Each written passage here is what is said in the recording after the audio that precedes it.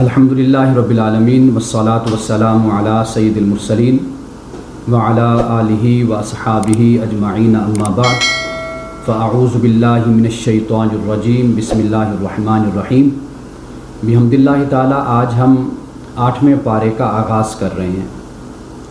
8ویں پارے کا آغاز اس آیت سے ہوتا ہے کہ وَلَوْ أَنَّنَا نَزَّلْنَا إِلَيْهِمُ الْمَلَائِكَةَ وَكَلَّمَهُمُ الْمَوْتَى وَحَشَرْنَا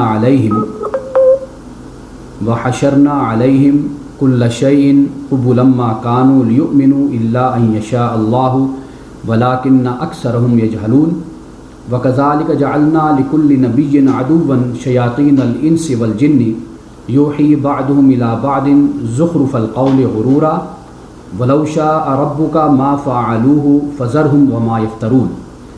اللہ سبحانہ وتعالیٰ ان آیات میں یہ بیان کرتا ہے کہ یہ کفار، یہ مشرکین، انکار حق کرنے والے، ان کی ضد اور ان کے تعصب کا یہ عالم ہے کہ اگر ہم ان کی طرف ملائکہ کو نازل کرتے اور یہ ان سے مردے یعنی موتا ان سے کلام کرتے اور ہم ہر شے کو گروہ در گروہ ان کے سامنے اگر ہم لے آتے تو ما کانوا لیؤمنوا، تو انہوں نے پھر بھی ایمان نہیں لانا تھا، الا ان یشاء اللہ، مگر یہ کہ اللہ چاہے، ولیکن اکثرهم یجہلون، ان میں سے اکثریت جاہل ہے۔ یعنی ملائکہ بھی ان کے سامنے آ جاتے اور مردے بولنے لگ جاتے اور ہر شے گروہ در گروہ ان کے سامنے آ جاتی تو یہ لوگ پھر بھی ایمان نہیں لاتے۔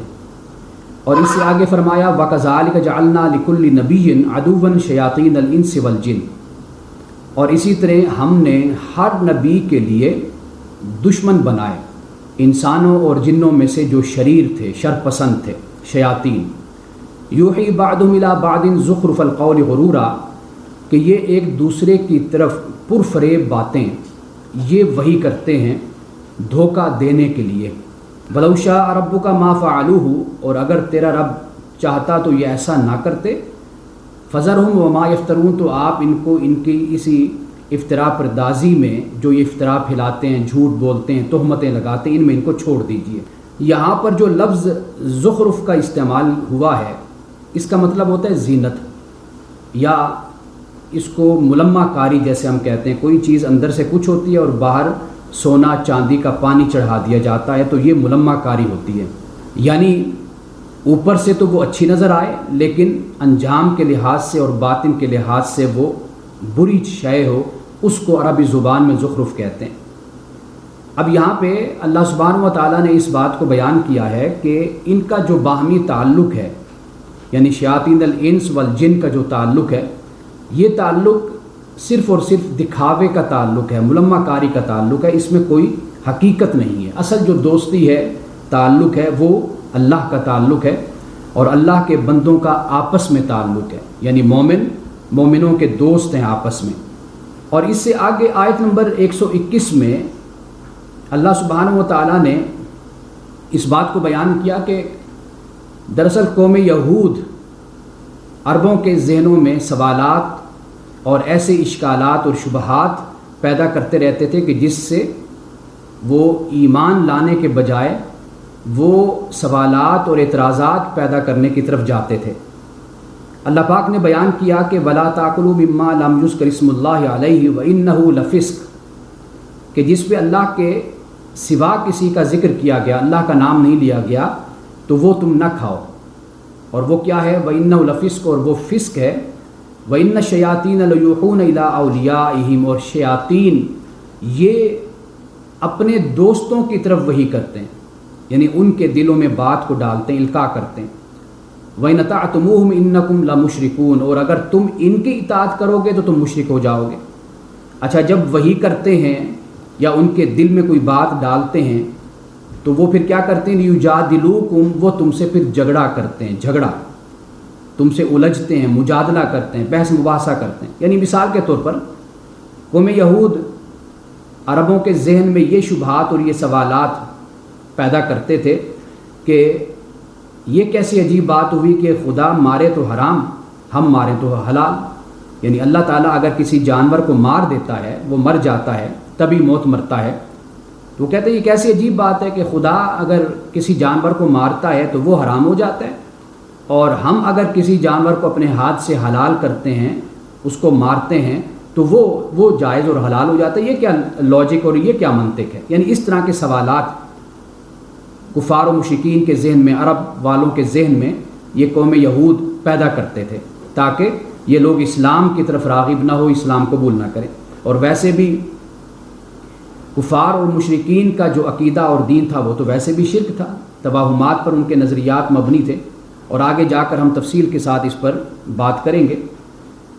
اب اس کے بعد 122 اور 125 میں تقابل کے ساتھ بات کی گئی ہے، یعنی تقابل سے مراد یہ ہے کہ دو گروہ اور دو فرد، ان کا تقابل کر کے بتایا گیا ہے کہ فائدے میں کون ہے، ہدایت پر کون ہے، اور کامیاب کون ہے۔ پہلا کون شخص ہے؟ فرمایا اومن کان میتا فاحیناہ، کہ وہ شخص کے جو مردہ تھا ہم نے پھر اس کو زندگی دی، یعنی مردہ سے مراد یہ ہے کہ وہ ایمان پر نہیں تھا، گمراہ تھا۔ وجعلنا لہ نورا یمشی بھی فی الناس، اور پھر وہ لوگوں میں نور لے کر چلتا ہے، اور یعنی اس کے پاس نور آ گیا، ایمان آ گیا۔ کمم مثلہ فی الظلمات، کیا وہ اس شخص جیسا ہو سکتا ہے کہ جو ظلمات میں، لیس بخارج منہا، اور پھر وہ ان ظلمات سے نکلنا بھی نہیں چاہتا۔ ایک وہ شخص کہ جو ایمان سے پہلے محروم تھا لیکن ایمان اس نے قبول کیا، یعنی ایمان اس کو ملا تو اس کی روح زندہ ہو گئی، وہ زندہ انسان بن گیا، اور پھر وہ اسی ایمان کے ساتھ لوگوں میں چلتا پھرتا تھا، ان کو ایمان کی دعوت دیتا تھا، بلاتا تھا۔ اور دوسرا شخص کون ہے؟ وہ شخص ہے کہ جو اندھیروں میں ہے اور وہ ان اندھیروں سے نکلنا بھی نہیں چاہتا۔ کذالک زین للکافرین ما کانوا یعملون، اور جو یہ کافر لوگ کرتے ہیں ان کے لیے یہ ان کے اعمال مزین کر دیے گئے، خوبصورت کر دیے گئے، یعنی یہ اب مطمئن ہیں اور اپنے برے اعمال کو جسٹیفائی کرتے ہیں، اس پر بحث کرتے ہیں، ضد کے ساتھ بیان کرتے ہیں کہ ہم جو کر رہے ہیں یہ بالکل درست ہے۔ اب اس کے بعد یہ آیت نمبر 122 ہے۔ 125 میں پھر اللہ سبحانہ و تعالیٰ نے دو افراد کا ذکر کیا۔ فمن یرد اللہ ان یہدیہ یشرح صدرہ للاسلام، ایک وہ شخص ہے کہ اللہ سبحانہ و تعالیٰ جس کے لیے چاہتا ہے تو اس کے سینے کو اللہ تعالیٰ اسلام کے لیے کھول دیتا ہے، اس کو شرح صدر عطا کرتا ہے، اس کو ایمان عطا کرتا ہے، اسے یقین عطا کرتا ہے، اسے اطمینان عطا کرتا ہے، ایمان پر، اسلام پر، قرآن پر، ذات رسول پر، عقیدہ توحید پر، آخرت پر اسے تیقن اور یقین اس کو نصیب ہو جاتا ہے۔ اور دوسرا شخص کون ہے؟ وَمَن يُرِدْ أَن يُضِلَّهُ ضَيِّقًا حَرَجًا كَأَنَّمَا يَصَّعَّدُ فِي السَّمَاءِ، یہ دوسرا شخص وہ ہے کہ جس کو اللہ تعالیٰ نے گمراہ کر دیا۔ اب اس کی صورتحال یہ ہوتی ہے کہ جب بھی اس کے سامنے دین کا ذکر ہوتا ہے، رسول اللہ صلی اللہ علیہ وسلم کا ذکر ہوتا ہے، اس کی روح بند ہونے لگ جاتی ہے، ایسے لگتا ہے جیسے روح اس کی آسمان کی طرف جا رہی، یہ اس کی حالت ہو جاتی ہے۔ وجہ کیا ہے؟ فرمایا کذالک یجعل اللہ الرجس علی الذین لا یؤمنون، جو ایمان نہیں لاتے نا اللہ تعالیٰ ان پہ گندگی کو ڈال دیتا ہے، ناپاکی کو۔ شرک خود ناپاکی ہے، تو اللہ سبحانہ و تعالیٰ بےایمانی کو، گمراہی کو، کفر کو ان پر ڈال دیتا ہے۔ تو یہ اللہ سبحانہ و تعالیٰ نے یہاں پر دو لوگوں کا ذکر کیا، ایک وہ شخص کے جس کے سینے کو اللہ اسلام کے لیے کھول دیتا ہے، اللہ تعالیٰ اس کے لیے ہدایت کو پسند کرتا ہے، اور دوسرا شخص کون ہے؟ دوسرا شخص وہ ہے کہ جو گمراہ ہو جاتا ہے، اس کی حالت یہ ہوتی ہے کہ اگر اس کے سامنے دین کا ذکر کیا جائے، کسی اچھی بات کا ذکر کیا جائے تو اس میں گھٹن پیدا ہونا شروع ہو جاتی ہے، اس کا دل تنگ ہونا شروع ہو جاتا ہے، اور ایسے لگتا ہے جیسے روح اس کی آسمان کی طرف جا رہی۔ تو یہ حقیقت میں گندگی اور غلاظت ہوتی ہے اس کے عقائد کی، اس کے شرک کی، اس کے توہمات کی، کہ جس کی وجہ سے اس کی یہ کیفیت ہونے لگ جاتی ہے۔ رسول اللہ صلی اللہ علیہ وسلم کی ایک حدیث ہے، آپ نے فرمایا کہ اللہ سبحانہ و تعالیٰ جس سے بھلائی کا ارادہ کرتا ہے اسے دین کی سمجھ عطا کرتا ہے، یعنی یہ جو اللہ پاک فرماتا ہے کہ اللہ تعالیٰ ہدایت جسے چاہتا ہے دیتا ہے، اور پھر اس کے سینے کو اسلام کے لیے کھول دیتا ہے۔ تو اسلام کے لیے کھولنا در حقیقت دین کا تفقہ ہے، دین کی سمجھ ہے کہ اللہ سبحانہ و تعالیٰ اسے دین کا علم عطا کرتا ہے۔ اب اس میں سورت میں یعنی 8ویں پارے میں اللہ سبحانہ و تعالیٰ نے سورۃ الانعام میں دو گروہوں کا ذکر کیا ہے، ایک گروہ ہے جن اور دوسرا گروہ ہے انس کا۔ اور آیت نمبر 128 اور پھر اس سے آگے بھی اللہ سبحانہ و تعالیٰ نے انہی دو گروہوں کا ذکر کیا ہے۔ کیا فرمایا؟ فرمایا وَيَوْمَ يَحْشُرُهُمْ جَمِيعًا يَا مَعْشَرَ الْجِنِّ، کیونکہ پہلے آغاز میں ہی 8ویں پارے کے اللہ سبحانہ و تعالیٰ نے جن و انس میں سے جو شر پسند ہیں، جو شر پھیلاتے ہیں، جو منفی سوچ کے لوگ ہیں، تقریب کار ہیں، اللہ نے ان کا ذکر کیا جن و انس میں سے. تو اب انہی کے متعلق یہ بات چل رہی ہے. یہی شر پسند لوگ ہیں جن و انس. آپ یوں سمجھ لیجئے کہ یہ راہبر ہیں، رہنما ہیں، یہ سردار ہیں، یہ رئیس ہیں، کہ جن کے بارے میں اللہ یہ فرماتا ہے کہ وَيَوْمَ يَحْشُرُهُمْ جَمِيعًا، کہ اللہ ان کو قیامت کے دن سب کو جمع کرے گا. یا معشر الجن، اللہ فرمائے گا اے جنوں کے گروہ، قد استکثرتم من الانس، کہ تم نے انسانوں سے بہت کچھ لے لیا، تم نے یعنی تم نے نو انسانی پہ ہاتھ صاف کیا، اچھے طریقے سے ان کو تم نے استعمال کیا. وقال اولیاء من الانس، اور ان کے جو دوست ہوں گے انسانوں میں سے وہ کیا کہیں گے؟ کہیں گے ربنا استمتع بعضنا ببعض، اے ہمارے رب ہم نے ایک دوسرے کو استعمال کیا ہے. یعنی ان کے بھی مفاد تھے، ہمارے بھی مفاد تھے، اور ہمارا جو یک نکاتی ایجنڈا تھا وہ یہ تھا کہ ہم نے اسلام کو قبول نہیں کرنا اور لوگوں کو خدا کی اطاعت اور فرما برداری سے ہم نے باغی کرنا ہے. یہ ہمارا یک نکاتی ایجنڈا تھا جس پر ہم دونوں گروہوں نے مل کر عمل کیا، کام کیا.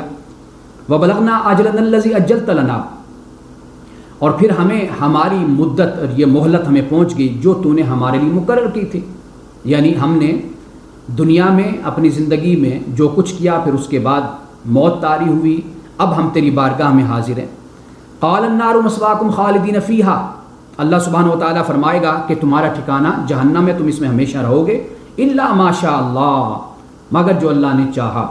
ان ربک حکیم علیم، بے شک تیرا رب حکمت والا جاننے والا ہے. اب یہاں پر دیکھیے کہ سزا اور معافی، سزا دینا، عذاب دینا اور معاف کر دینا، یہ خواہش صرف خواہش پر مبنی نہیں ہے، بلکہ اللہ سبحانہ وتعالیٰ نے بیان کیا کہ یہ حکمت اور علم پر مبنی ہے.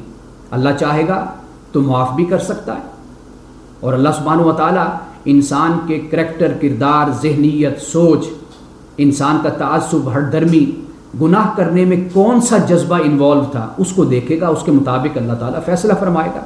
تو یہاں پر اللہ نے یہ فرما دیا الا ما شاء اللہ، مگر جو اللہ نے چاہا. ان ربک حکیم علیم، بے شک تیرا رب حکمت والا جاننے والا ہے. یعنی مشیت کا بھی ذکر کر دیا، اور مشیت کے ساتھ اللہ سبحانہ و تعالیٰ نے حکمت کا اور علم کا بھی اللہ نے ذکر کر دیا. یعنی مطلب یہ نہیں کہ صرف خواہش پر مبنی سب کچھ ہے، بلکہ اللہ کا ارادہ بھی ہے، اور پھر حکمت بھی ہے، اور پھر علم بھی ہے. اب اس کے بعد پھر جن و انس کے گروہ کو مخاطب کیا. فرمایا یا معشر الجن والانس، اے جن و انس کے گروہ، الم یاتکم رسل منکم، کیا تمہارے پاس تم میں سے رسول نہیں آئے تھے؟ یقصون علیکم آیاتی، کہ وہ میری آیات کی تم پر تلاوت کرتے تھے. وینذرونکم لقاء یومکم ھذا، اور تمہیں آج کے اس دن سے وہ ڈراتے بھی تھے، تمہیں بتاتے تھے کہ یہ قیامت کا دن آئے گا، آخرت کا، عدالت لگے گی، حساب و کتاب ہوگا.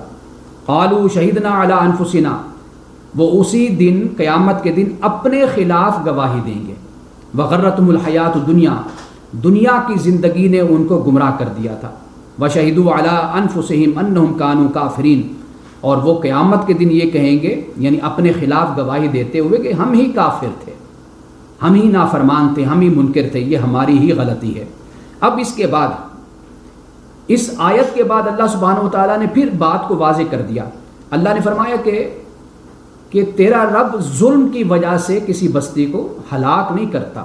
ہلاک اس وقت کرتا ہے کہ جب اس بستی کے رہنے والے غافل، جاہل ہوتے ہیں، ناواقف ہوتے ہیں. جب اس بستی کے رہنے والے اپنے جذبات کو فالو کرتے ہیں، اس کی پیروی کرتے ہیں، حقیقت کی طرف نہیں آتے.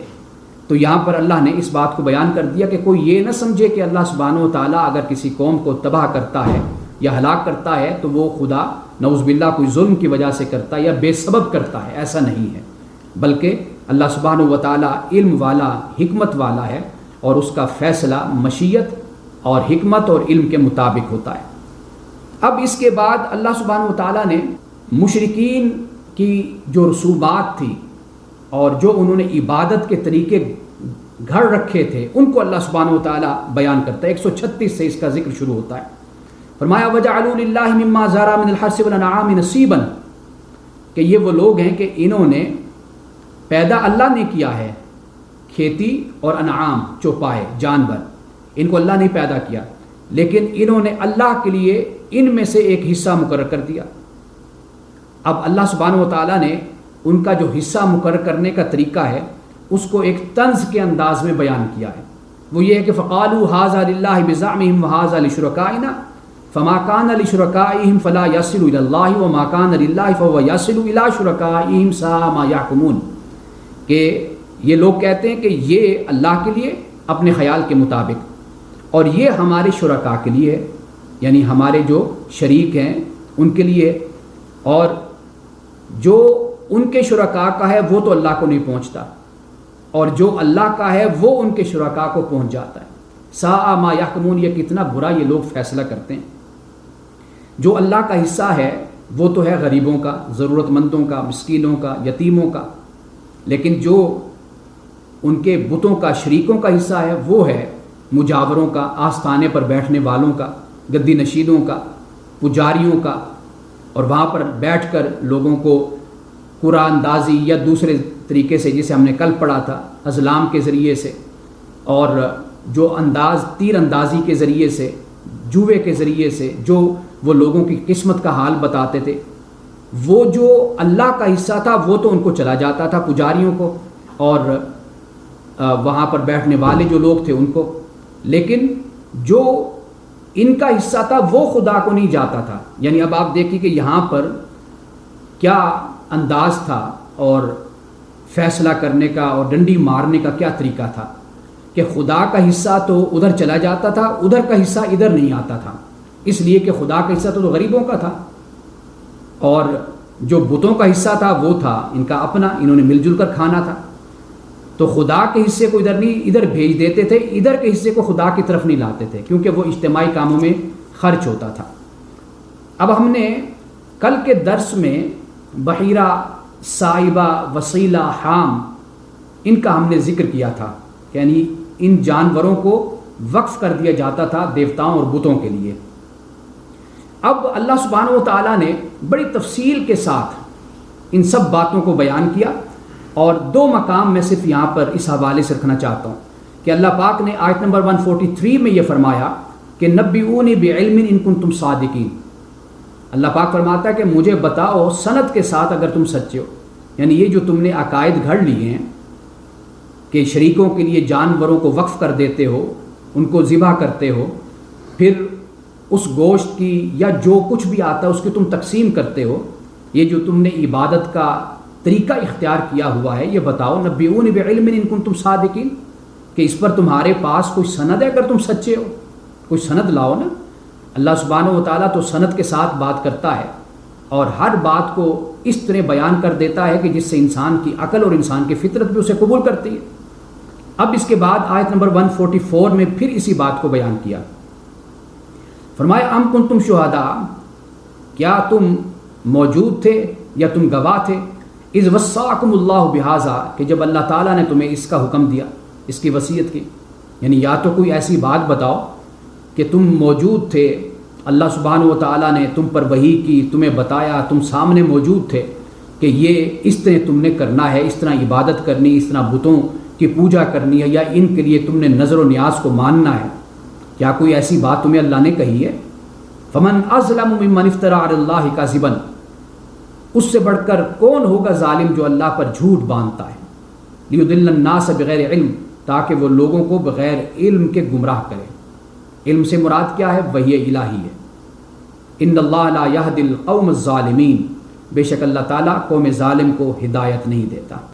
اب یہ تقریباً 2 رکوع بنتے ہیں، ان 2 رکوعوں میں کفار و مشرکین کے عقائد، ان کا طریقہ عبادت کو، ان کی رسومات و بدعات کو سب کو بیان کر دیا، اور اس بات کو بھی بیان کر دیا کہ اس پر تمہارے پاس کوئی بھی دلیل نہیں ہے، کوئی علم تمہارے پاس اس پر نہیں، کوئی سلطان تمہارے پاس اس پر نہیں ہے کہ جس کی بنیاد پر تم یہ کہو کہ یہ ہمیں اللہ نے کہا ہے کہ تم اس طرح کرو، اس لیے کہ جو کچھ بھی وہ کرتے تھے اس کی نسبت کرتے خدا کی طرف تھے۔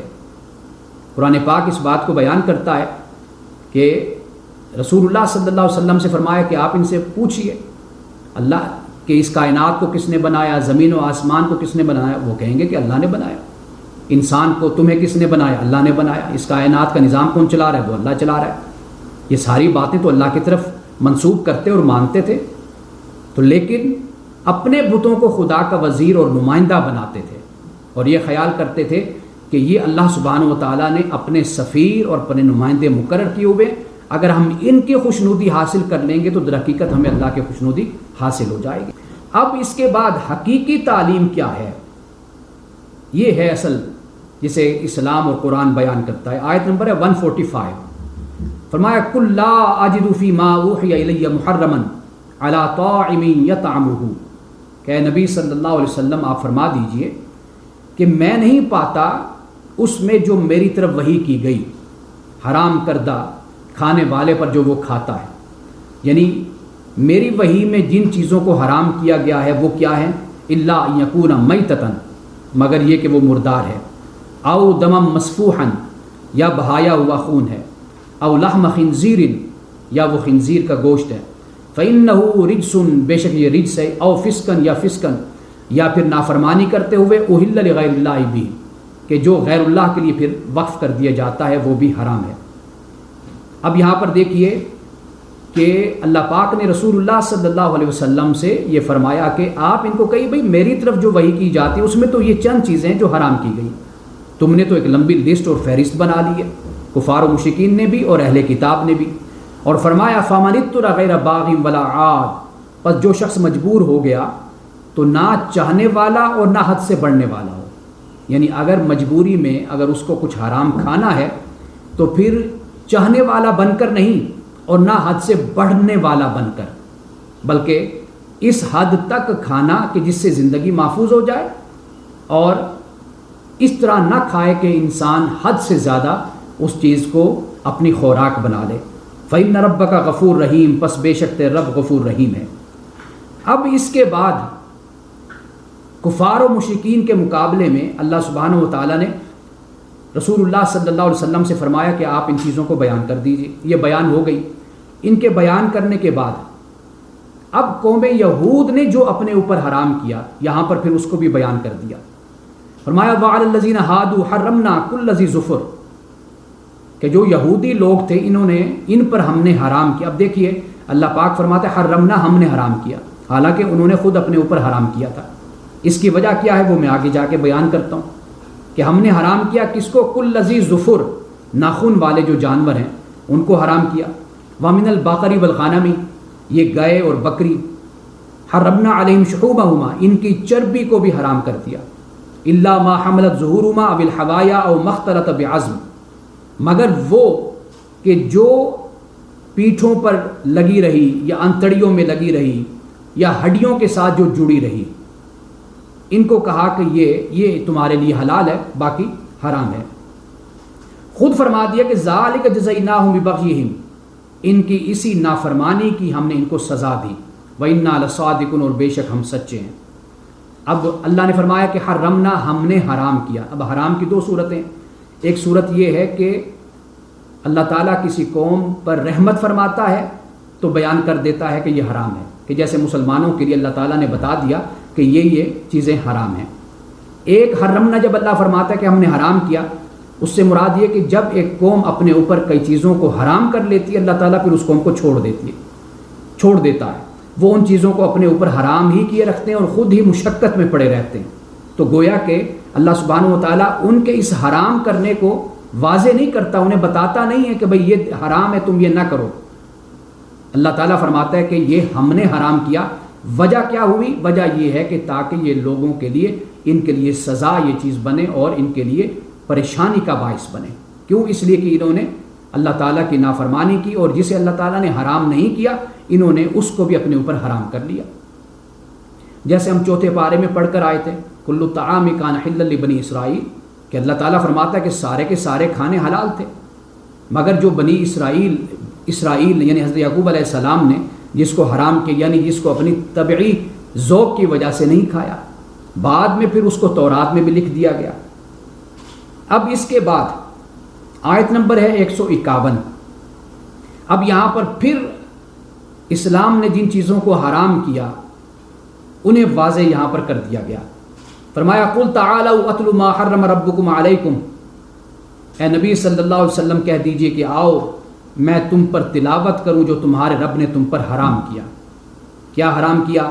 اللہ تشرکوا بہ شیئا، کہ تم نے اس کے ساتھ شریک نہیں ٹھہرانا، وبالوالدین احسانا، والدین کے ساتھ احسان کرنا ہے، ولا تقتلوا اولادکم من املاق، اور اولاد کو مفلسی کی وجہ سے قتل نہیں کرنا، نحن نرزقکم وایاہم، ہم تمہیں بھی رزق دیتے ہیں اور انہیں بھی، ولا تقربوا الفواحش ما ظہر منها وما بطن، اور نہ تم قریب جاؤ بدی کے جو ظاہر ہے اور جو پوشیدہ ہے۔ بدی یعنی یہاں پر آگے جا کر سورۃ الاعراف میں بھی اس بات کو بیان کیا ہے، فواحش کے قریب نہیں جانا، ولا تقربوا مال الیتیم الا باللتی احسن، اور یتیم مال کے یتیم کے پاس بھی نہیں جانا، ہاں اگر جانا ہے تو بہتر جو طریقہ اختیار کرنا چاہیے وہ کرو، یہاں تک کہ وہ جوانی کو پہنچ جائیں، یعنی جب وہ جوان ہو جائیں تو پھر ان کا مال ان کے سپرد کر دو۔ وَأَوْفُوا الْكَيْلَ وَالْمِيزَانَ بِالْقِسْطِ، انسان کے انصاف کے ساتھ ناپ اور تول کرو، لَا نُكَلِّفُ نَفْسًا إِلَّا وُسْعَهَا، اور ہم کسی انسان کو اس کی وسعت سے بڑھ کر تکلیف نہیں دیتے۔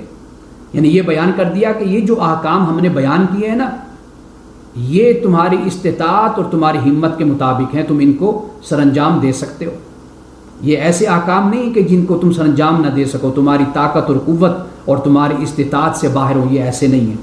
یعنی اللہ سبحانہ و تعالیٰ نے جو احکام دیے یہ انسان کی وسعت اور طاقت کے اندر آتے ہیں۔ ہاں اگر استثناء موجود ہے ان کی ادائیگی میں، اگر کوئی رکاوٹ ہے، انسان کی صحت کا مسئلہ ہے اور دیگر مسائل ہیں، تو وہاں پر انسان کو استثناء حاصل ہے، جس طرح فَمَنِ اضْطُرَّ غَيْرَ بَاغٍ وَلَا عَادٍ فرما دیا کہ حرام چیزوں کو انسان کھا سکتا ہے مجبوری میں، نہ چاہنے والا بن کر اور نہ حد سے بڑھنے والا بن کر تو کھا سکتا ہے۔ تو اسی طرح جب انسان مکلف نہیں رہتا تو پھر حکم اٹھ جاتا ہے۔ اب اس کے بعد فرمایا وَإِذَا قُلْتُمْ فَعْدِلُوا، جب تم بولو بات کہو تو عدل کی بات کہا کرو، وَلَوْ كَانَ ذَا قُرْبَىٰ، اگر کہ تمہارے رشتہ داری کیوں نہ ہو، وَبِعَهْدِ اللَّهِ أَوْفُوا، اللہ کے ساتھ عہد کو پورا کیا کرو، ذَلِكُمْ وَصَّاكُمْ بِهِ لَعَلَّكُمْ تَذَكَّرُونَ، یہ ہے وہ بات کہ جس کا تمہیں رب حکم دیتا ہے تاکہ تم نصیحت حاصل کرو۔ وَأَنَّ هَٰذَا صِرَاطِي مُسْتَقِيمًا فَاتَّبِعُوهُ، فرمایا یہ ہے میرا سیدھا راستہ، اس کی پیروی کیا کرو۔ اب اس کے بعد دین اسلام کو بیان کیا اور یہ بھی بتا دیا کہ تم سے پہلے جو قومیں تھیں انہوں نے اپنے دین کو ٹکڑے ٹکڑے کر دیا تھا، تقسیم کر دیا تھا، یعنی فرقوں میں بانٹ دیا تھا، اور یہ بھی بیان کر دیا کہ اگر تم ایک نیکی کرو گے تو اس کا اجر تمہیں 10 گنا ملے گا، اگر ایک برائی کرو گے تو ایک برائی کے بدلے میں ایک برائی ہی ہوگی، یعنی اس کی سزا دگنی یا زیادہ نہیں ہوگی، جتنا گناہ اتنی ہی سزا۔ اب رسول اللہ صلی اللہ علیہ وسلم سے یہاں پر آیت نمبر 161 میں اور 63 اور 64 میں، 163 164 اس میں قل کہہ کر رسول اللہ صلی اللہ علیہ وسلم سے خطاب کیا کہ آپ اے نبی صلی اللہ علیہ وسلم یہ کہیے، کیا فرمائیے، اننی ہدانی ربی الی صراط مستقیم، بے شک مجھے میرے رب نے ہدایت دی سیدھی راہ کی، دیناً قیما ملت ابراہیم حنیفہ، اور دین فطرت کی اور ملت ابراہیم کی، وہ ابراہیم کی جو یکسو ہو کر اپنے رب کی عبادت کرنے والا تھا، وما کان من المشرکین، اور مشرکین میں سے نہیں تھا۔ اور پھر آیت نمبر 163 میں فرمایا قل ان صلاتی و نسکی و محیای و مماتی للہ رب العالمین، اے نبی کہہ دیجئے بے شک میری نماز، میری قربانی، میری زندگی، میری موت اللہ کے لیے جو رب ہے تمام جہانوں کا، لا شریک لہ وبذالک امرت وانا اول المسلمین، اور اس کا کوئی شریک نہیں اور اسی کا مجھے حکم دیا گیا اور میں مسلمانوں میں سے سب سے پہلا مسلمان ہوں، فرما برداروں میں سے سب سے پہلا فرما بردار ہوں۔ اور پھر آیت نمبر 164 میں پھر فرمایا قل، اے نبی صلی اللہ علیہ وسلم کہہ دیجئے اغیر اللہ یبغی ربا وهو رب کل شیء، کہ کیا اللہ کو چھوڑ کر میں کسی اور کو رب مان لوں؟ ہر شے کا رب اللہ ہے۔ ولا تکسب کل نفس الا علیہا، جو ہر نفس جو کماتا ہے برا کماتا ہے وہ اسی کے خلاف ہے، یعنی اس کی سزا اسے ملے گی، اس کا وبال اس پر ہے۔ ولا تزر وازرۃ وزر اخری، ہر کوئی اپنا بوجھ اٹھائے گا، کسی کا بوجھ نہیں اٹھائے گا قیامت کے دن۔ ثم الی ربکم مرجعکم فینبئکم بما کنتم فیہ تختلفون، پھر تمہارا لوٹنا تمہارے رب کی طرف ہوگا پھر وہ تم سے پوچھے گا، تمہیں متنبع کرے گا اس بارے میں جس میں تم اختلاف کرتے تھے۔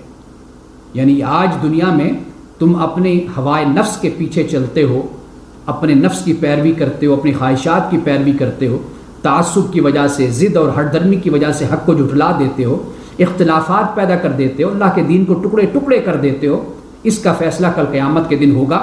اس لیے فیصلہ ہوگا کہ اب تم میں اللہ کا رسول موجود ہے جو تمہیں حق کی دعوت دیتا ہے، دین اسلام کی طرف بلاتا ہے، ملت ابراہیمی کی طرف بلاتا ہے، لیکن تم اس کی بات کو نہیں سنتے اور اس کی پیروی نہیں کر رہے۔ اب قیامت کے دن تم سے پوچھا جائے گا، وہاں پر پھر سارے نتارے اور سارے فیصلے ہوں گے۔ اب اس کے بعد سورۃ الاعراف ہے۔ پہلے رکوع میں اللہ سبحانہ و تعالیٰ نے چند بنیادی باتوں کو بیان کر دیا۔ ایک بات تو یہ کہ بستیوں کی ہلاکت کیوں ہوتی ہے کہ جب پیغمبر ان کے اندر موجود ہوتا ہے وہ پیغمبر کی نافرمانی کرتے ہیں، فسق و فجور میں مبتلا ہو جاتے ہیں تو ان پر اللہ کا عذاب آتا ہے۔ یہ بھی بیان کر دیا کہ نیک اعمال کا وزن جن کا بھاری ہوگا تو وہ فلاح پا جائیں گے، اور وہ لوگ کہ جن کا وزن نیک اعمال کا کم ہوگا وہ لوگ نقصان اٹھانے والے ہوں گے۔ رسول اللہ صلی اللہ علیہ وسلم سے اس رکوع میں یہ فرما دیا کہ ان مشکلات میں آپ نے گھبرانا نہیں ہے، آپ کی جو ذمہ داری ہے وہ یہ ہے کہ آپ اللہ کے پیغام کو لوگوں تک پہنچاتے رہیں، یہ آپ کی ذمہ داری ہے۔ اب اس کے بعد جو دوسرا رکوع ہے وہ میں چاہتا ہوں کہ مکمل ترجمے کے ساتھ میں آپ کو سنا دوں، اس لیے کہ اس میں بڑے اہم نکات ہیں۔ یہ حضرت آدم علیہ السلام اور حضرت حوا کی تخلیق کا ذکر ہے، اور پھر اللہ نے جب ابلیس سے سجدے کا کہا اس کا بھی بیان اس میں ہے، اور پھر ابلیس نے کیسے آدم و حوا کو بہکایا اس کا بھی بیان اس رکوع میں ہے۔ وَلَقَدْ خَلَقْنَاكُمْ ثُمَّ صَوَّرْنَاكُمْ، اور تحقیق ہم نے تمہیں پیدا کیا، ثُمَّ صَوَّرْنَاكُمْ، پھر تمہاری صورت بنائی، تمہیں شکل دی، ثُمَّ قُلْنَا لِلْمَلَائِكَةِ اسْجُدُوا لِآدَمَ، پھر ہم نے کہا ملائکہ سے سجدہ کرو آدم کو۔ اللہ جب یہ فرماتا ہے ساری انسانیت کو تمہیں پیدا کیا، تمہیں شکل دی، اس سے مراد یہ ہے کہ حضرت آدم علیہ السلام چونکہ پہلے فرد تھے، نمائندے تھے انسانیت کے، تو اس لیے گویا کہ ان کو پیدا کرنا، ان کو شکل دینا، وہ گویا کہ انسانیت ہی کو پیدا کرنا اور انسانیت کو شکل دینے کے مترادف ہے۔ اب اس کے آگے فرمایا فَسَجَدُوا إِلَّا إِبْلِيسَ، سب نے سجدہ کیا مگر ابلیس نے سجدہ نہیں کیا۔ لَمْ يَكُنْ مِنَ السَّاجِدِينَ، اور وہ سجدہ کرنے والوں میں سے نہیں تھا۔ اور قرآن پاک میں سورۃ الکہف میں بیان کیا گیا کہ جو ابلیس تھا اس کی تخلیق آگ سے ہوئی تھی، وہ خود یہاں پر یہ الفاظ موجود ہیں۔ اللہ پاک نے فرمایا قَالَ مَا مَنَعَكَ، کہ ابلیس تجھے کس چیز نے روکا، اللہ تسجدہ کہ تو سجدہ نہ کرے، اذ امرتک، جب کہ میں نے تجھے حکم دیا ہے، قال انا خیر منہ خلقتنی من نار وخلقتہ من طین، تو ابلیس نے کہا کہ میں اس سے بہتر ہوں اس لیے کہ تو نے مجھے آگ سے پیدا کیا اور اسے تو نے مٹی سے پیدا کیا۔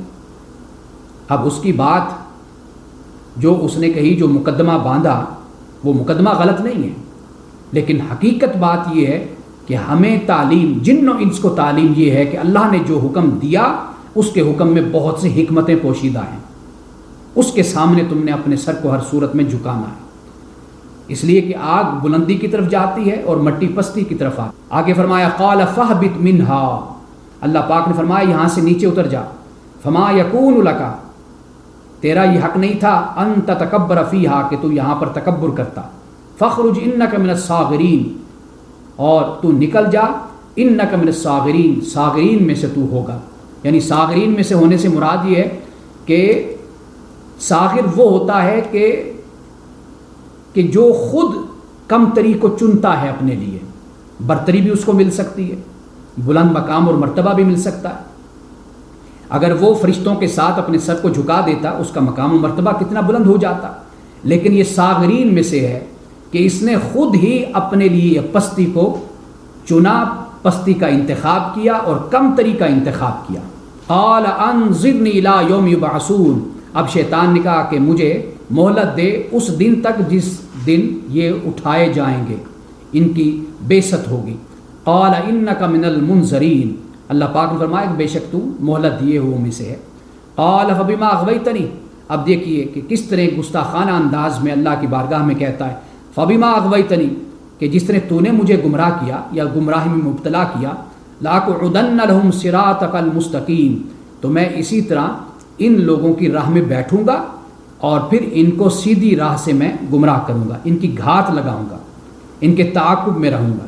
ثم لآتینہم من بین ایدیہم، میں ان کے پاس آؤں گا ان کے آگے سے، ومن خلفہم ان کے پیچھے سے، وعن ایمانہم ان کے دائیں سے، وعن شمائلہم ان کے بائیں سے، ولا تجد اکثرہم شاکرین، اور تو ان میں سے اکثریت کو شکر گزار نہیں پائے گا۔ قال اخرج منہا مذموما مدحورا، اللہ پاک نے فرمایا کہ نکل جا یہاں سے کہ تو ذلیل کیا ہوا اور تو ٹھکرایا ہوا ہے۔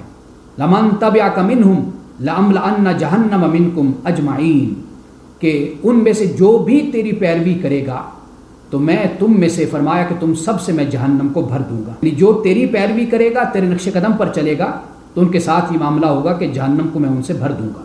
وَيَا آدم اسکن، اے آدم ٹھہر جا، انت وزوجک الجنت، تو اور تیری بیوی جنت میں، فَكُلَا مِنْ حَيْثُ شِئْتُمَا، تم دونوں کھاؤ جہاں سے تم چاہو، بافراغت راغدہ کے لفظ بھی آتے ہیں، وَلَا تَقْرَبَا هَذِهِ الشَّجَرَةَ، اور اس درخت کے قریب نہیں جانا۔ اب مسئلہ یہ نہیں کہ درخت کون سا تھا کون سا نہیں تھا، اصل چیز کیا ہے، اللہ تعالیٰ نے ایک چیز کے پاس جانے سے منع کر دیا۔ وہ درخت کس نسل کا تھا، وہ کس بیج کا تھا، کس پھل کا تھا کیا نہیں تھا، یہ بحث نہیں ہے۔ اصل بات یہ ہے کہ اللہ پاک نے امتحان کے طور پر، آزمائش کے طور پر مقرر کر دیا کہ اس کے قریب نہیں جانا، فَتَكُونَا مِنَ الظَّالِمِينَ، ورنہ تم ظالموں میں سے ہو جاؤ گے۔ اب وہ جو لٹریچر میں پایا جاتا ہے بائبل وغیرہ میں کہ حوا نے آدم کو بہکایا تھا، اگر اس سوچ کو دیکھا جائے تو اس کے بڑے برے اثرات پھر انسانیت پر پڑے۔ بدقسمتی سے ہمارے ہاں بھی اس چیز کو اختیار کر لیا گیا، اور کئی لوگوں نے اس بات کو اپنی تفاسیر میں بھی لکھا، مفسرین نے، اور اس بات کو بہت سے لوگوں نے پھر پھیلایا، اور ہمارے ہاں پھر ایک بات جب پھیل جاتی ہے تو اسی پر ہی لوگوں کا ایک یقین ہو جاتا ہے کہ یہ جو بات پھیلی ہوئی یہ بات درست ہے۔ تو قرآن پاک نے جو بات بیان کی وہ یہ بیان کی کہ فوسوس لہم الشیطان، کہ شیطان نے ان دونوں میں وسوسہ ڈالا، ان دونوں کو بہکایا، لیبدی لہما ما وری عنہما من سوآتہما، تاکہ ان کی شرمگاہیں جو ایک دوسرے سے چھپائی گئی تھی ان کے سامنے کھول دے، یعنی شیطان کھول دے۔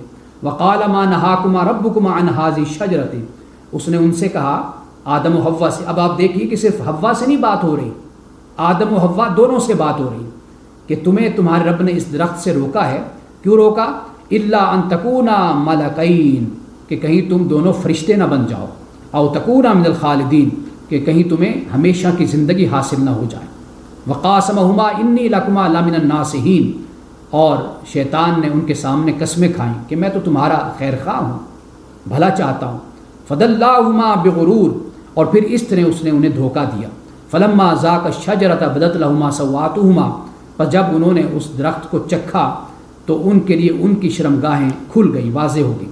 وطفقا یخصفان علیہما من ورق الجنۃ، اور پھر اپنی شرمگاہوں کو وہ جنت کے پتوں سے چھپانے لگے۔ وناداہما ربہما، ان کے رب نے ان کو آواز دی، الم انہاکما عن تلکما الشجرۃ، کیا میں نے تم کو اس درخت کے پاس جانے سے روکا نہیں تھا؟ وَقُلْ لَكُمَا إِنَّ الشَّيْطَانَ لَكُمَا عَدُوٌّ مُّبِينٌ، اور میں نے تمہیں کہا تھا کہ بے شک شیطان تمہارا کھلا دشمن ہے۔ اب آپ دیکھیے کہ جب یہ احساس ہوا، معلوم ہوا، تو فوراً دونوں، اب یہاں پر صرف آدم نہیں نہ صرف حوا ہیں، دونوں کا ذکر ہوا۔ قالا، یہ تثنیہ کا صیغہ ہے، دونوں نے کہا ربنا ظلمنا انفسنا، اے ہمارے رب ہم نے اپنے اوپر ظلم کیا، وَإِن لَّمْ تَغْفِرْ لَنَا، اور اگر تو نے ہمیں معاف نہ کیا، وترحمنا، ہم پر رحم نہیں کیا، لَنَكُونَنَّ مِنَ الْخَاسِرِينَ، تو ہم ضرور بضرور ہو جائیں گے نقصان اٹھانے والوں میں سے۔ اب یہ وہ دعا ہے آدم و حوا کی کہ جو آج بھی آدم و حوا کی اولاد یہ دعا کرتی ہے، خاص طور پر مسلمان حضرت ابراہیم علیہ السلام کے دین کے پیروکار۔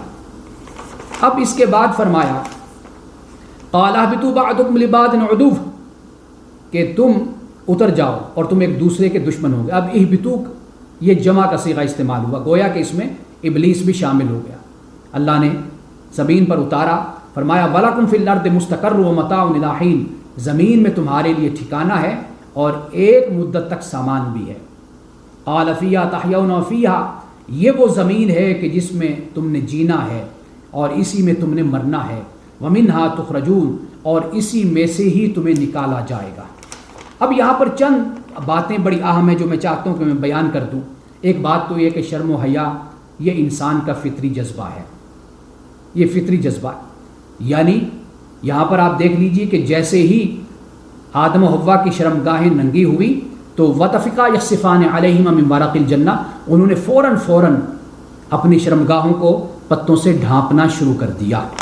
یہ ایک بات ہمارے سامنے آتی ہے کہ یہ جو شرم و حیا کا داعیہ ہے انسان میں، یہ فطری ہے، یہ جبلی ہے، یہ ایسا نہیں ہے کہ یہ انسان کے اندر موجود نہ ہو، کسی بھی معاشرے کا۔ باقی استثناء ہر جگہ موجود ہوتے ہیں۔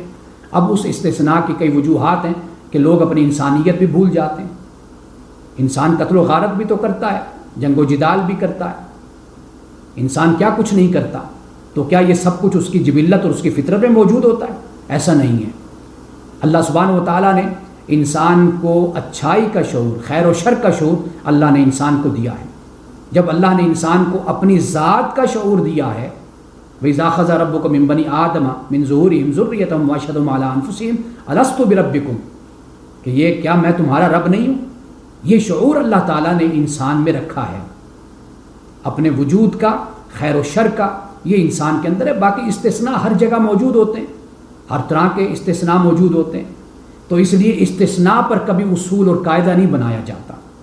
اس زمین پر رہنے والے انسانوں کی اکثریت شرم و حیا کا داعیہ اور جذبہ اپنی ذات کے اندر رکھتا ہے۔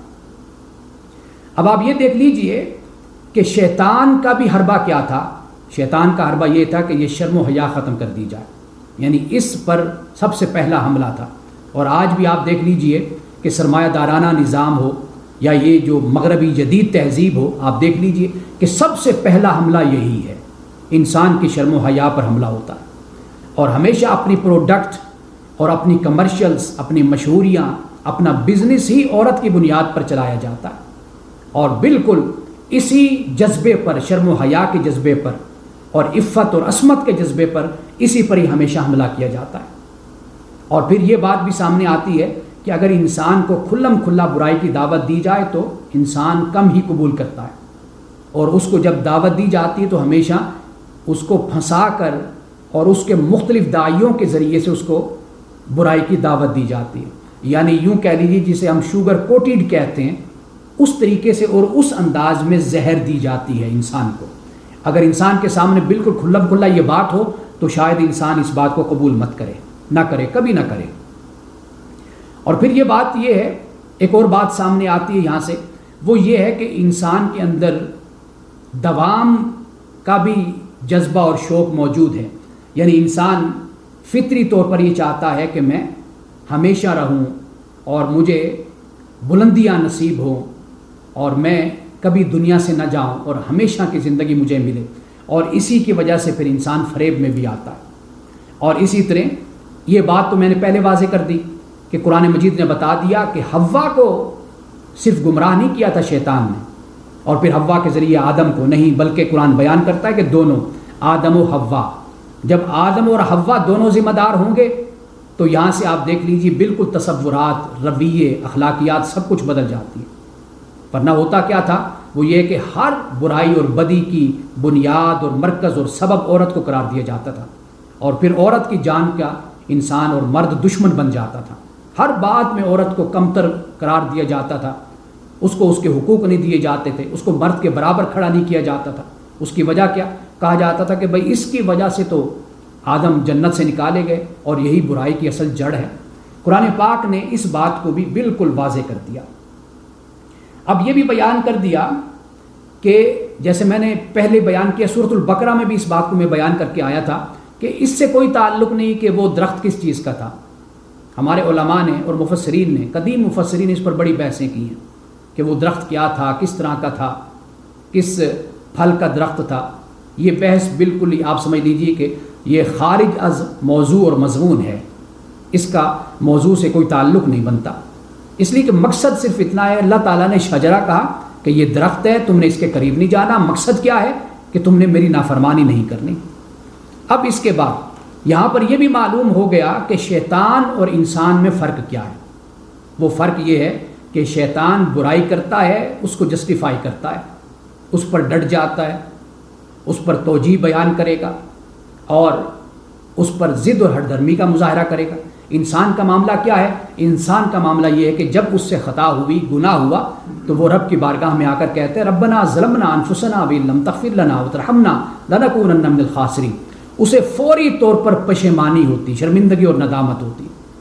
تو سمجھ لیجئے کہ جس شخص کو اپنے گناہ کے بعد شرمندگی، ندامت اور پشیمانی ہو تو وہ شخص در حقیقت حضرت آدم علیہ السلام کی اولاد ہے اور پیروکار ہے، اور جو شخص کوئی شرمندگی اور ندامت اور پشیمانی محسوس نہیں کرتا تو سمجھ لیجئے کہ یہ شیطان کا پیروکار ہے۔ اب اس کے بعد ہم آگے بڑھتے ہیں۔ اب تیسرے رکوع میں اللہ سبحانہ و تعالیٰ نے 3 مرتبہ، یعنی 3 مرتبہ یہاں پر، پھر 1 مرتبہ اگلے رکوع میں بنی آدم کو خطاب کیا۔ یعنی اس رکوع میں تو اللہ نے بات کی حضرت آدم علیہ السلام کی، اب بنی آدم کو احکام دیے۔ کیا فرمایا؟ فرمایا یا بنی آدم، آیت نمبر ہے 26 فرمایا یا بنی آدم، اے بنی آدم، قد انزلنا علیکم لباسا یواری سوآتکم وریشا، کہ ہم نے تم پر لباس کو اتارا۔ اب آپ دیکھ لیجئے کہ لباس کا پہننا بھی یہ اللہ تعالیٰ نے، یہ نہیں ہے کہ انسان نے خود تخلیق کیا ہو، پھر ٹھیک ہے وقت کے ساتھ ساتھ اس نے اپنے آپ کو ڈھانپنا شروع کر دیا ہو کہ چلو ٹھیک ہے لباس پہن ہی لیتے ہیں، لباس کا فائدہ ہوتا ہے، ٹھنڈ سے، گرمی سے بچا لیتا ہے اور بڑے فائدے ہیں اس کے۔ یہ نہیں ہے، بلکہ یہ ہے کہ یہ بھی اللہ تعالیٰ نے انسان پر القاء کیا، یہ بھی انسان کی فطرت میں ڈالا۔ جب شرم و حیا ڈالی، جب شرم گاہوں کو چھپانا انسان کی فطرت اور جبلت میں ڈالا، تو واضح بات ہے کہ پھر لباس کا تصور بھی اللہ تعالیٰ نے انسان کو دیا۔ لباسا یواری سوآتکم، کہ یہ لباس تمہارے ننگیج کو، شرم گاہوں کو چھپاتا ہے، وریشا، اور تمہیں خوبصورت بھی بناتا ہے، یہ اللہ نے تم پر نازل کیا ہے۔ وَلِبَاسُ التَّقْوَىٰ ذَٰلِكَ خَيْرٌ، فرمایا کہ یہ بات یاد رکھ لو کہ تقویٰ کا لباس سب سے بہتر لباس ہوتا ہے۔ یعنی اس سے مراد یہ کہ صرف اپنے ظاہر پر توجہ نہ کرو، اچھے اچھے لباس پہنو، بلکہ ذرا اپنے باطن پر بھی توجہ کر لیا کرو۔ صوفیاء نے ایک بڑی خوبصورت مثال دی ہے، وہ کہتے ہیں کہ تمہارا باطن دلہا کی طرح ہے اور تمہارا جسم یہ براتی ہے۔ تو کیا کوئی ایسا کرتا ہے کہ دلہا کو تو نہ سنوارے، نہ اس کو نئے کپڑے پہنائے اور نہ ہی اس کا بناؤ سنگھار کرے، اور براتی بناؤ سنگھار کر کے وہ تیار ہو کر کھڑے ہو جائیں؟ کبھی ایسا ہوتا ہے کہ بارات گھر سے چل پڑے اور براتی جو انسا ہے وہ کہیں گندگی میں، گٹر میں گر جائے، اور بارات ساری کی ساری جا کر لڑکی کے گھر پہنچ جائے، دلہن کے گھر، تو کیا وہ شادی ہو جاتی ہے؟ کبھی نہیں ہوتی۔ تو صوفیاء کہتے ہیں کہ یہ جو تمہارا باطن ہے یہ دلہا کی طرح ہے۔ یہ در حقیقت جو قرآن کہتے ہیں نا وَلِبَاسُ التَّقْوَىٰ ذَٰلِكَ خَيْرٌ، یعنی یہ نہیں کہ بس صبح اٹھے، آئینے کے سامنے کھڑے ہو گئے، اپنے بالوں کو سنوارا، کپڑے دیکھے اور چہرہ دیکھا، اپنے آپ کو سیٹ سوٹ کیا اور باہر چلے گئے۔ تو جب انسان شیشے کے سامنے، آئینہ کے سامنے کھڑا ہوتا ہے تو کبھی اپنے باطن پر بھی توجہ کر لینا۔ یعنی صبح 8-9 بجے اٹھ کر ڈیوٹی پر تو بڑی ذمہ داری سے جا رہا ہے، لیکن کبھی اس نے یہ سوچا کہ کیا اس نے صبح کی نماز بھی پڑھی، کیا تہجد کا اہتمام کیا، کیا اس نے قرآن کی تلاوت کا اہتمام کیا؟ یہ وہ اہتمام ہے کہ جو انسان کو تقویٰ عطا کرتا ہے، باطن کو سنوارتا ہے۔ 8-9 بجے اٹھ کر آفس جانے کے لیے تو نہا دھو کر ٹائی شائی 3 پیس سوٹ پہن کر پہنچ گئے، لیکن جب آئینے کے سامنے کھڑے ہوئے تو کبھی اس بات پہ غور کیا کہ باطن تمہارا وہ بھی صاف ہے یا نہیں ہے؟ باطن در حقیقت دلہا ہے اور انسان کا ظاہری وجود یہ براتی ہے۔ تو برات کو تو وہی سنوارنے کی اور بناؤ سنگار کی بڑی فکر ہے، تو لیکن کبھی دلہا کی بھی تو فکر کرو، اس کو بھی تو سنوارو اور اس کو بھی خوبصورت بناؤ۔ تو یہاں پر اللہ نے لباس التقویٰ کی بات کی۔ اسی طرح سورۃ البقرہ میں ہم نے پڑھا تھا اللہ تعالیٰ نے زاد راہ کی بات کی، وَتَزَوَّدُوا فَإِنَّ خَيْرَ الزَّادِ التَّقْوَىٰ، فرمایا کہ جب تم سفر پہ جاتے ہو تو زاد راہ ساتھ لے کر جاؤ، لیکن یہ بات یاد رکھو کہ بہترین زاد راہ وہ کیا ہے؟ وہ تقویٰ ہے۔ بہترین زاد راہ تقویٰ ہے، یعنی تقویٰ پر اللہ پاک نے زور دیا ہے۔ اجتماعی معاملات میں، اپنے گھر میں، باہر، ہر جگہ تقویٰ کو پیش نظر رکھو۔ لوگ بڑے خوبصورت ہوتے ہیں اور بڑے خوش لباس ہوتے ہیں، لیکن بڑے بے ایمان بھی ہوتے ہیں، دھوکہ دینے والے ہوتے ہیں، فریبی ہوتے ہیں، اپنی ظاہری شخصیت سے لوگوں کو دھوکہ دیتے ہیں۔ لوگ ان پر اعتبار کر بیٹھتے ہیں، ان کی داڑھی سے، ان کی ٹوپی سے، ان کے کپڑوں سے، ان کی شخصیت سے، ہر بات میں سبحان اللہ بولیں گے، ماشاء اللہ بولیں گے، انشاءاللہ بولیں گے، ہر بات میں وہ درود شریف پڑھنا شروع کر دیں گے، اور مسجدوں میں بیٹھ کر وعدہ وعید کرتے ہیں اور لکھواتے ہیں، عہد ہوتے ہیں، دستاویز تیار ہوتی ہے، مسجدوں میں بیٹھ کر جان بوجھ کر بیٹھتے تاکہ لوگوں میں زیادہ اعتماد ہم پر پیدا ہو، یہ رویہ اختیار کرتے ہیں۔ تو اللہ پاک نے یہاں پر تقویٰ کی تلقین ہمیں فرمائی ہے، اور فرمایا اس کے بعد آیت نمبر اس سے آگے، یا بنی آدم، اے بنی آدم، لا یفتننکم الشیطان، کہ تمہیں شیطان فتنے میں مت ڈالے، کما اخرج ابویکم من الجنت، جس طرح اس نے تمہیں تمہارے آبا کو جنت سے نکلوایا، یعنی نکلوانے کا باعث بنا، ینزع عنہما لباسہما لیریہما سوآتہما، اور ان کے لباس کو ان کے جسم سے ان سے اتار دیا تاکہ وہ اپنے شرمگاہ کو دیکھیں۔ انہ یراکم وقبیلہ من حیث لا ترونہم، فرمایا کہ وہ تمہیں دیکھتا ہے اور اس کا قبیلہ تمہیں دیکھتا ہے وہاں سے جہاں سے تم نہیں دیکھتے، یعنی اس سے مراد کیا ہے، وہ تم نہیں اس کو دیکھتے لیکن وہ تم میں وسوسے پیدا کرتا ہے، تمہیں دعوت دیتا ہے، برائی کی طرف انوائٹ کرتا ہے۔ انا جعلنا الشیاطین اولیاء للذین یؤمنون، یہ جو شیطان ہے نا یہ مددگار ہیں ان کے جو ایمان نہیں لاتے، ان کے دوست ہیں۔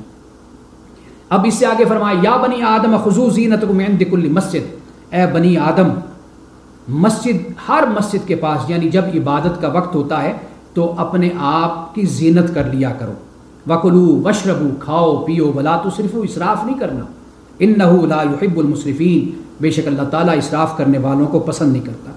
اور اسی طرح جو اگلا رکوع ہے اس کی آیت نمبر 35 ہے، اس میں بھی بنی آدم سے خطاب کیا، فرمایا یا بنی آدم، اے بنی آدم، اما یاتینکم رسول منکم، اگر تمہارے پاس میرے رسولوں میں سے کوئی رسول آتا ہے تو یقصون علیکم آیاتی، اور وہ میری آیات کی تم پر تلاوت کرتا ہے، فمن اتقی واصلح، پس جس نے تقوی اختیار کیا اور اصلاح کر لی، فلا خوف علیہم ولا هم یحزنون، تو ان پر نہ کوئی خوف ہوگا اور نہ وہ غمگین۔ اب ہم اختتام کی طرف بڑھ رہے ہیں۔ اب اس کے بعد کیا حرام کیا گیا، بالکل کیٹاگوریکلی علی اعلان بتا دیا گیا۔ ہم مسلمانوں کی بھی یہی حالت ہے کہ اگر قرآن کی بات بتائی جائے کہ اللہ تعالیٰ نے یہ حرام کیا ہے باقی تمہارے لیے سب کچھ حلال ہے، وہ کہتے ہیں نہیں جی یہ کیسے ممکن ہو سکتا ہے، فلاں چیز حرام ہے، فلاں چیز حرام ہے، فلاں چیز حرام ہے، ہماری فقہ میں یہ لکھا ہوا ہے، ہمارے قانون میں یہ لکھا ہوا ہے، ہمارے فلاں عالم نے ہمیں یہ بتایا، یعنی وہی اہل کتاب والا رویہ۔ اللہ تعالیٰ نے بالکل کیٹاگوریکلی اس بات کو بیان کر دیا، فرمایا آیت نمبر 32 ہے، قل من حرم زینت اللہ التی اخرج لعبادہ والطیبات من الرزق، اے نبی صلی اللہ علیہ وسلم فرما دیجیے کس نے اللہ کی زینت کو حرام کیا جو اس نے اپنے بندوں کے لیے نکالا، اور طیبات کو حرام کیا رزق میں سے، جو حلال ہے وہ حلال ہے، اللہ نے بیان کر دیا، اور جو اللہ نے زینت پیدا کی ہے، بناؤ سنگار ہے، میک اپ ہے، اپنی شخصیت کو سنوارنا ہے، اچھا لباس پہننا ہے، اپنے آپ کو بنا سنوار کے رکھنا ہے، یہ تو اللہ تعالیٰ انسان کو اس کی اجازت دیتا ہے، اس کو پسند فرمایا ہے رسول اللہ صلی اللہ علیہ وسلم نے۔ اگر آپ کے پاس کوئی ایسا صحابی آئے کہ جو ذرا ان کے کپڑے صاف ستھرے نہیں تھے تو رسول اللہ نے فرمایا کیا تمہارے پاس کوئی لباس اچھا نہیں ہے، جوتے اچھے نہیں ہیں؟ اس نے کہا کہ جی ہے، اللہ کا دیا ہوا سب کچھ ہے۔ فرمایا پھر اللہ کی نعمت کا اظہار کیا کرو، نظر آئے کہ اللہ نے تمہیں عطا کیا ہوا ہے۔ کچھ لوگ تو اس لیے بھی ظاہر نہیں کرتے کہ پھر لوگ مانگنا شروع کر دیتے ہیں، وہ اس ڈر کی وجہ سے بھی اچھے کپڑے نہیں پہنتے، اچھے جوتے نہیں پہنتے۔ یہ کنجوسی اور بخل کی بہت ہی بدترین قسم کی شکل ہے کہ نہ انسانیت کو فائدہ دیا اور نہ مال سے اپنی ذات کو فائدہ دیا۔ قل ہی للذین آمنوا فی الحیات الدنیا خالصۃ یوم القیامہ، فرمایا یہ ایمان والوں کی ہے دنیا کی زندگی میں، یعنی ایمان والوں کے لیے دنیا کی زندگی میں بھی ہے اور قیامت کے دن تو خالصتاً ہے ہی ایمان والوں کے لیے۔ کذالک نفصل الآیات لقوم یعقلون، اس طرح ہم آیات کی تفصیل کرتے ہیں، تفصیل سے بیان کرتے ہیں اس قوم کے لیے جو عقل رکھتی ہے۔ اب آپ دیکھ لیجئے اللہ پاک فرماتا ہے کہ جو ہم نے اپنے بندوں کے لیے زینت کو نکالا، زینت پیدا کی، اسے کون حرام کرے گا؟ یہ ایک چیلنج ہے کہ آئے سامنے کہ جو اللہ نے جسے حرام نہیں کیا تم کون ہو اس کو حرام کرنے والے، اور پھر رزق میں سے جو طیبات ہیں وہ بھی تمہارے لیے حلال اللہ نے کیے۔ آگے فرمایا اب حرام کیا کیا، قل انما حرم ربی الفواحش ما ظہر منہا وما بطن، کہ بے شک اس میں کوئی شک نہیں، انما کلمہ حصر عربی زبان میں کہتے ہیں، یعنی کلمہ حصر سے مراد ہوتا ہے کہ اس کے علاوہ کوئی اور حرام نہیں ہے، یہی حرام ہے، اس کو ذہن میں رکھو۔ انما حرم ربی الفواحش ما ظہر منہا وما بطن، کہ جو ظاہر ہے اور پوشیدہ فواحش ہے، فواحش سے مراد بدی، یعنی جنسی معاملات جو خدا کی مرضی کے خلاف ہیں، خدا کے حکم کے خلاف ہو، وہ فواحش کہلاتے ہیں، جنسی معاملات۔ اس میں پھر ہم جنس پرستی بھی آ جاتی ہے، اس میں زناکاری بھی آ جاتی ہے، وہ زنا کہ جو جبر کے ساتھ ہے یا رضا کے ساتھ ہے، دونوں شامل ہو جاتے ہیں، اور ہر طرح کی برائی وہ اس میں شامل ہو گئی۔ فرمایا والاسم، اور گناہ، گناہ اسم در حقیقت سستی اور کوتاہی کے لیے استعمال ہوتا ہے، یعنی مراد یہ ہے کہ اللہ کے حکم کے لیے چستی نہیں ہے، اللہ کے حکم اور اطاعت و فرمانبرداری کے لیے سستی کا مظاہرہ کرنا، پیچھے پڑے رہنا، نافرمانی کرنا، والبغی، اور پھر حق تلفی، زیادتی، جو ناحق زیادتی کسی کے ساتھ کی جاتی ہے، بغیر الحق بھی ساتھ لگا دیا۔ وَأَن تُشْرِكُوا بِاللَّهِ مَا لَمْ يُنَزِّلْ بِهِ سُلْطَانًا، اور اللہ کے ساتھ شریک ٹھہرانا کہ جس کے بارے میں اللہ نے کوئی سلطان بھی نہیں اتارا۔ وَأَن تَقُولُوا عَلَى اللَّهِ مَا لَا تَعْلَمُونَ، اور یہ کہ تم اللہ پہ وہ کہو جو تم نہیں جانتے، یعنی اس سے مراد کیا ہے؟ اس سے مراد وہ بدعت ہے کہ جو دین میں بڑھا دی جاتی ہے، دین میں جس کا اضافہ کر دیا جاتا ہے، یہ ہے وہ جو اللہ تعالیٰ نے حرام کیے ہیں۔ اب اس کے بعد 3 گروہوں کا ذکر ہوا ہے آگے جا کر۔ 3 گروہ کون سے؟ اصحاب الجنہ، اصحاب النار، اصحاب الاعراف، بلندی والے، جنت والے، آگ والے، ان 3 گروہوں کا ذکر ہوا۔ پہلے 2 گروہوں کا ذکر کرتے ہیں، ایک اصحاب الجنہ اور اصحاب النار۔ ونادا اصحاب الجنہ، جنت والے آواز دیں گے کن کو؟ اصحاب النار، جہنم والوں کو۔ اب یہ وہ لوگ ہیں دنیا میں اکٹھے رہے ہیں، جنت والے بھی اور جہنم والے بھی، برادری بھی ایک ان کی ہوگی، بہن بھائی بھی ہوں گے، رشتہ دار بھی ہوں گے، دوستیاں بھی ہوں گی، سب کچھ ہوگا۔ ہم جنس جو تھے، انسان تھے نا، ایک ہی خطے میں ایک ہی زمین پر رہنے والے تھے، لیکن آپ دیکھیے کہ ان میں سے کچھ جنت میں جا رہے ہیں، کچھ جہنم میں جا رہے ہیں۔ فرمایا ونادا اصحاب الجنت اصحاب النار، کہ جنت والے جہنم والوں کو آواز دیں گے، کیا کہیں گے؟ ان قد وجدنا ما وعدنا ربنا حقا، کہ ہم نے تو اپنے رب کے وعدے کو پا لیا جو رب نے ہم سے وعدہ کیا تھا۔ فہل وجدتم ما وعد ربکم حقا، کیا تم نے بھی اپنے رب کے وعدے کو سچا پا لیا؟ قالوا نعم، وہ کہیں گے بالکل۔ پھر اسی دوران ہی فاذن مؤذن بینہم، ان میں سے ایک آواز دینے والا آواز کہے گا لعنت اللہ علی الظالمین، ظالموں پر اللہ کی لعنت ہو۔ یہ ظالم کون تھے؟ الذین یصدون عن سبیل اللہ، کہ جو اللہ کی راہ سے روکتے ہیں، ویبغونہا عوجا، اور ٹیڑھا پن چاہتے ہیں، وہم بالآخرۃ کافرون، اور آخرت کا انکار کرنے والے ہیں۔ اب اس کے بعد دوزخی کیا پکاریں گے؟ ونادا اصحاب النار اصحاب الجنہ، آگ والے جنتیوں کو پکاریں گے، ان افیدوا علینا من الماء او مما رزقکم اللہ، کہ ہم پہ پانی کو انڈیل دو۔ آگ کی وجہ سے، تپش کی وجہ سے برداشت آگ نہیں ہوگی، تو جنتیوں سے کہیں گے ہم پہ پانی کو انڈیل دو، او مما رزقکم اللہ، یا اس سے جو تمہیں اللہ نے دیا وہ ہمیں دو، یعنی کچھ ہماری تسکین ہو جائے، تمہیں اللہ تعالیٰ نے جو نعمتیں جنت میں دی ان میں سے کچھ ہمیں بھی دے دو تاکہ کچھ ہمیں سکون مل جائے۔ قالوا، فرمایا جائے گا، وہ کہیں گے ان اللہ حرمہما علی الکافرین، اللہ تعالیٰ نے پانی کو، رزق کو تم پر حرام کر دیا کافروں پر۔ کیوں حرام کیا؟ الذین اتخذوا دینہم لہوا ولعبا، یہ وہ لوگ تھے کہ جنہوں نے اپنے دین کو کھیل تماشا بنا دیا تھا، مذاق بنا لیا تھا، استہزاء کرتے تھے، تمسخر کرتے تھے، مکہ میں اور مدینہ میں۔ وغرتہم الحیات الدنیا، دنیا کی زندگی نے ان کو دھوکہ دیا تھا۔ فالیوم ننساہم کما نسوا لقاء یومہم ھذا، یہ ہے سب سے بڑا عذاب، یہ سب سے بڑا عذاب ہے کہ اللہ پاک فرماتا ہے آج ہم ان کو بھلا دیں گے، ان کو ہم نے بھلا دیا کہ جیسے انہوں نے آج کے دن کی ملاقات کو بھلا دیا تھا۔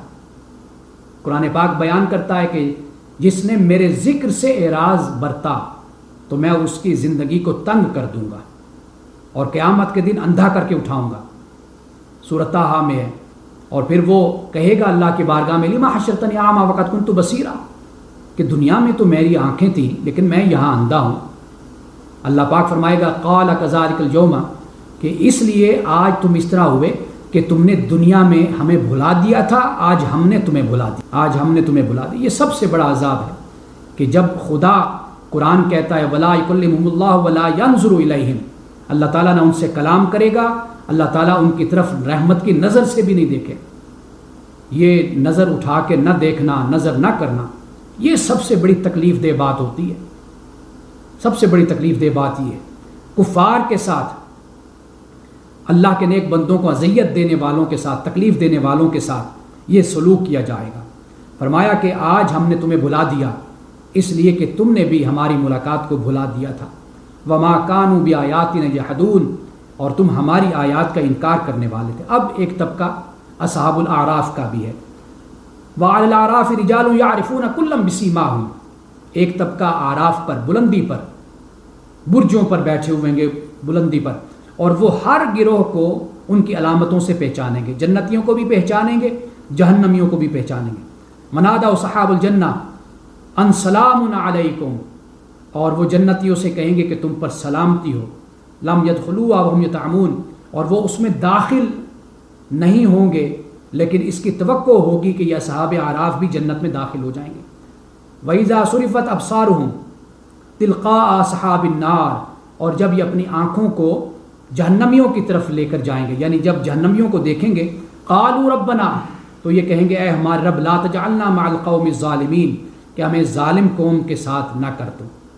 منادا اصحاب الاعراف رجالا یعرفونہم بسیماہم، اور پھر اصحاب الاعراف ان لوگوں کو جو جہنمی ہوں گے، بڑے سردار دنیا میں تھے، بڑے رؤساء تھے، راہبر و رہنما بنے ہوئے تھے، ان کو ان کی علامتوں سے پہچانیں گے۔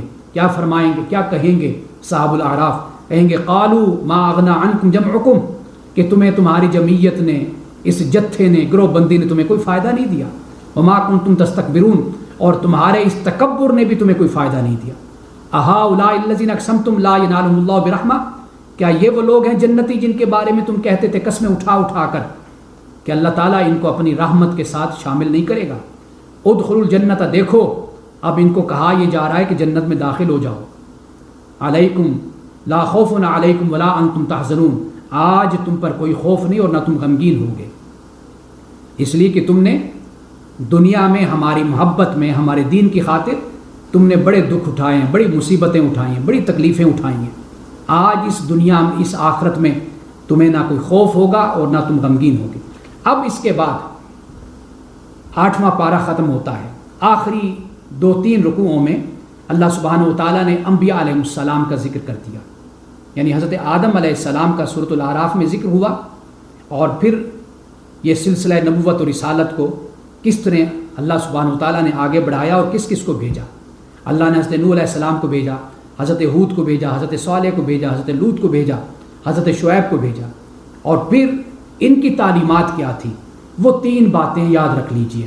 ایک عقیدہ ہے، انبیاء علیہ السلام نے توحید کو بیان کیا کہ اللہ ایک ہے، اس کے سوا کوئی معبود نہیں ہے۔ دوسری بات کیا بیان کی؟ وہ عبادت کو بیان کیا، اعبد اللہ، اللہ کی عبادت کرو، اللہ کی عبادت کرو، اس کا تعلق عبادت سے ہو گیا۔ اور تیسری بات اخلاقیات ہوگی کہ جس قوم میں جو برائی موجود تھی اس کے بارے میں ان کو آگاہ کیا، تنبیہ کی۔ حضرت شعیب علیہ السلام کی قوم کم تولتی تھی، تاجر قوم تھی۔ حضرت لوط علیہ السلام کی قوم وہ ہم جنس پرستی میں مبتلا تھی۔ اسی طرح حضرت صالح اور دیگر انبیاء علیہ السلام کی اقوام بھی مختلف برائیوں کا شکار تھی۔ تو گویا کہ دین اسلام کی 3 باتیں ہیں، 3 نقطے ہیں، ایک عقیدہ ہے، دوسرا عبادت ہے، اور تیسرا اخلاقیات ہے۔ جب یہ 3 باتیں ایک مسلمان کو سمجھ آ جائیں گی تو گویا کہ اس نے پورے دین کو سمجھا، اور جو مسلمان ان 3 باتوں پر عمل کرے گا گویا کہ وہ ایک واقعی، ایک حقیقی اور سچا وہ مومن اور مسلمان بنے گا۔ تو یہاں پر 8ویں پارے کا اختتام ہوتا ہے، اور 9واں پارہ جب آغاز ہوتا ہے تو اس میں حضرت شعیب علیہ السلام کی قوم کا اور سرداروں کا، وہاں سے اس کا آغاز ہوتا ہے۔ پھر حضرت موسیٰ علیہ السلام کا بھی بیان ہے، آپ کے معجزات کا، اور فرعون کا، اور پھر جادوگروں کا، وہ سب کچھ انشاءاللہ تعالی ہم کل بیان کریں گے۔ کل ہمارا 9واں پارہ ہوگا۔ اللہ سبحانہ و تعالی ہمیں قرآن پاک کا فہم عطا فرمائے اور قرآن پاک پہ عمل کی توفیق عطا فرمائے۔ بارک اللہ لنا ولکم فی القرآن العظیم ونفعنا وإیاکم بالآیات والذکر الحکیم۔ صدق اللہ العظیم۔